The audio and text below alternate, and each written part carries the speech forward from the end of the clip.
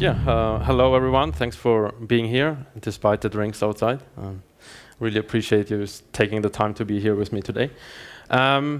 So, despite being kind of the topic of the funds and fund presentations, for me it's important to talk a bit about what excites us, why we are in the space, and what we are looking for in projects that we are investing in.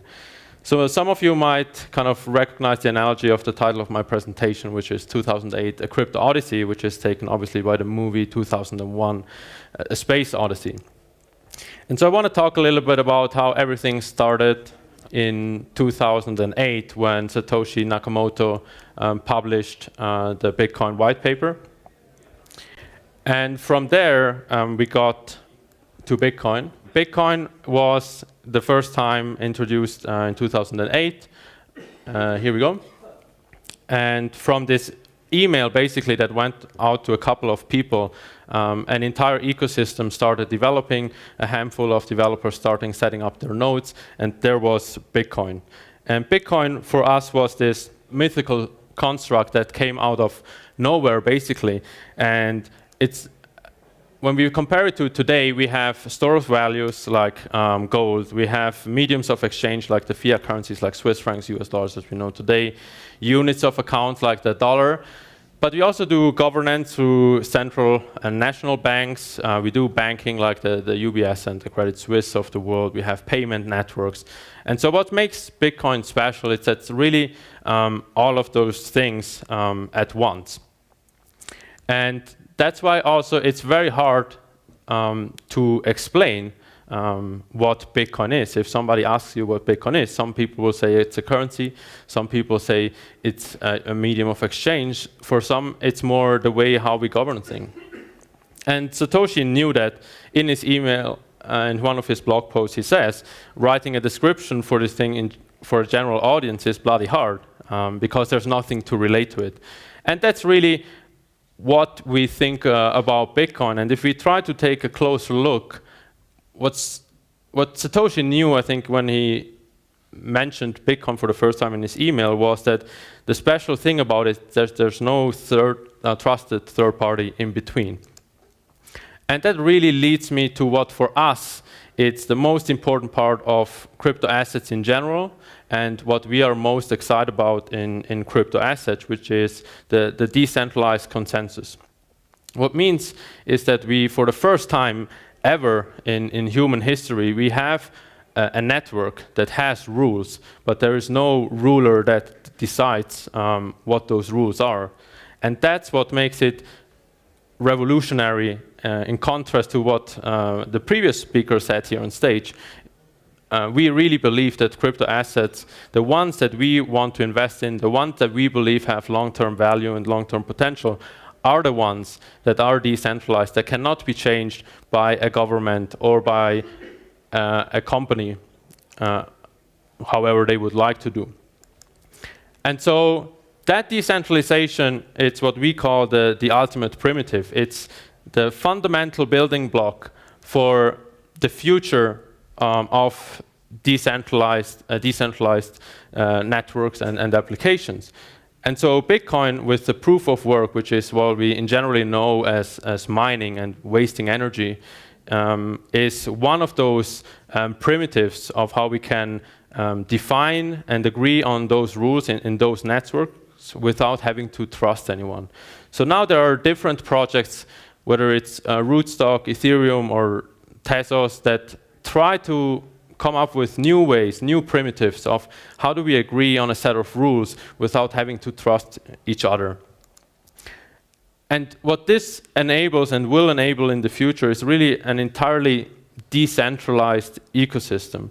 So I want to talk a little bit about that, which means there are a lot of applications that will only be possible and able if we have those underlying currencies, assets that cannot be changed by a single party, right? And so that starts with payments.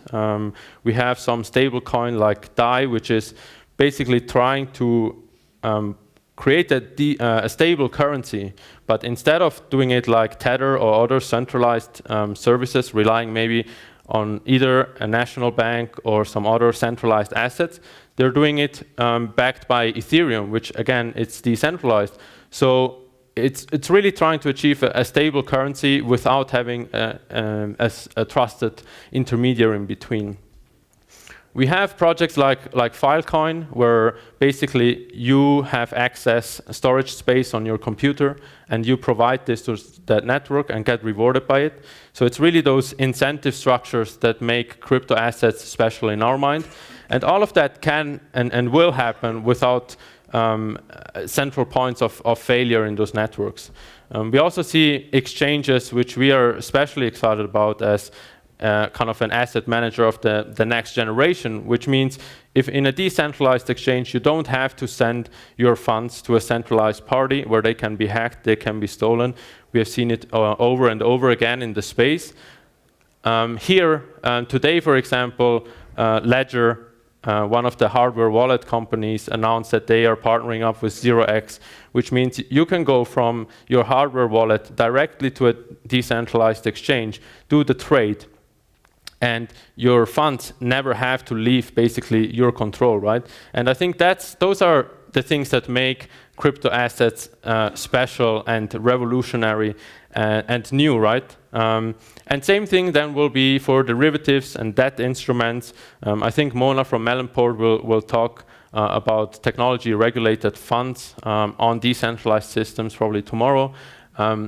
So we really believe that that's kind of what makes it special, and that's what the projects that we are trying to identify. It's not about we have a token and we should be worth 10 times more than if we didn't have a token. It's about what are the crypto assets that weren't possible before because we didn't have decentralized networks. Quickly to myself, my name is Fabio Federici. I'm the founder and CEO of Base 58 Capital. We're an asset management firm based here in Switzerland. I'm in the Bitcoin space since 2013. In 2014, I started my first company doing analytics for Bitcoin on the blockchain. So mainly analyzing transactions, identifying which funds were involved with any type of money laundering, illicit activities like Silk Road and those type of things. And yeah, that company was based in Silicon Valley before we sold it last year.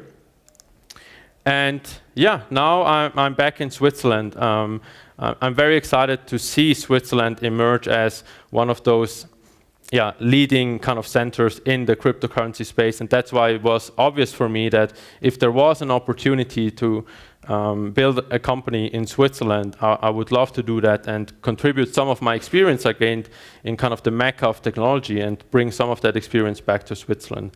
At Base 58 Capital, we do asset management. So we're setting up a fund where we actively manage a portfolio of crypto assets, focusing on identifying and investing in those truly decentralized protocols. We also provide two-sided liquidity for all sorts of crypto assets.